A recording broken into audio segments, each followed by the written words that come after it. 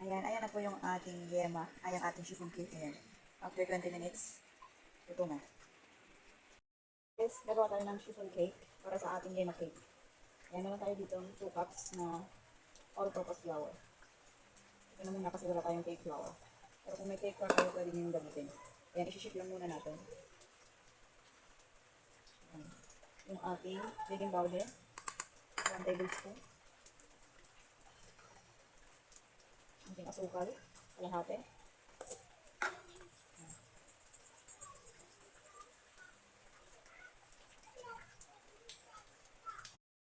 Yung ating asin. Check natin kasi ano ito, rock stove ito gamit ko mga sis. Haluin muna natin.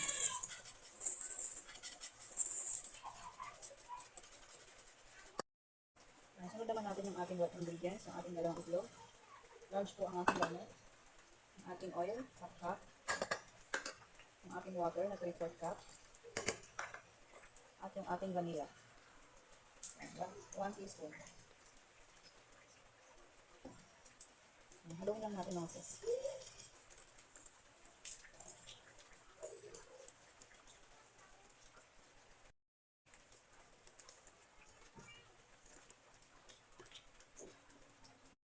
Set aside muna natin ito mga sis. Gagawa tayo ng nirang.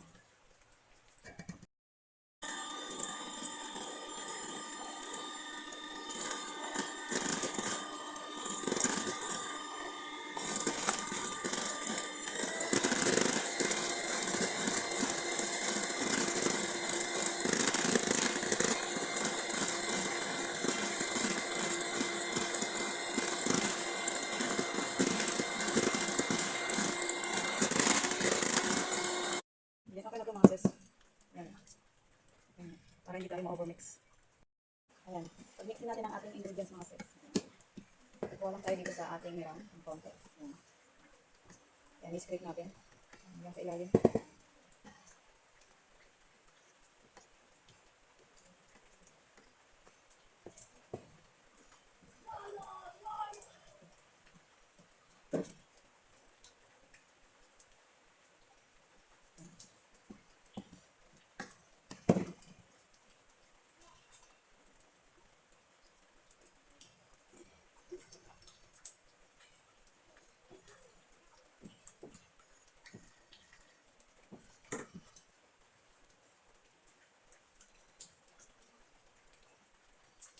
Kailangan natin tumamix ng maayos. Ayan, i-scrape natin hanggang doon sa ilalim tayo. I-fold natin.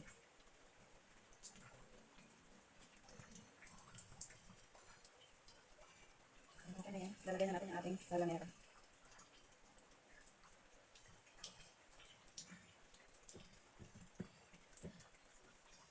Lalagay na tayo sa ating salanera. Ayan. 3/4 lang sa ating salanera. Hindi ko na nilagyan ito ng mantika mga sis. Hindi ko na pinahiran yung ating salanera. Kasi madali lang naman ito matanggal pag lumamig. Pusa yung natatanggal.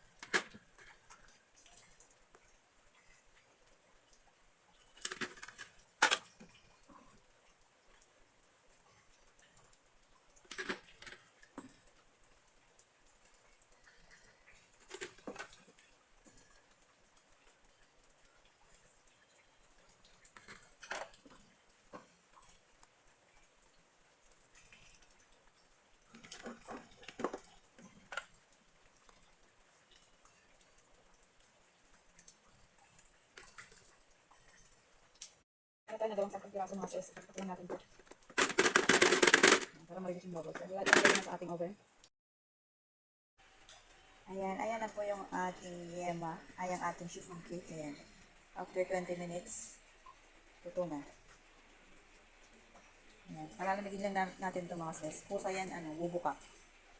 Tapos itataob na natin doon sa ating, ang tawag doon. Natin doon sa ating tab. Tapos maya-maya lang, gagawa na ako ng sauce mga sis para sa ating yema.